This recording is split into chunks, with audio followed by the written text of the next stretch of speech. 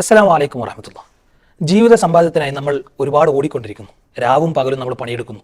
പക്ഷേ ജീവിതത്തിലെ പ്രയാസങ്ങൾ മാറിക്കിട്ടുന്നില്ല, ഒരു സമാധാനം കിട്ടുന്നില്ല. എന്തായിരിക്കും കാരണം?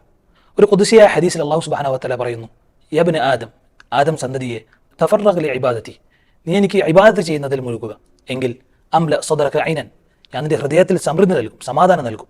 വഅസുദ്ദ ഫഖറക, അതോടൊപ്പം തന്നെ ജീവിതത്തിലെ ദാരിദ്ര്യത്തെ അല്ലെങ്കിൽ പ്രയാസങ്ങൾ അല്ലാഹു സുബ്ഹാനഹു വ തആല നീക്കിത്തരും.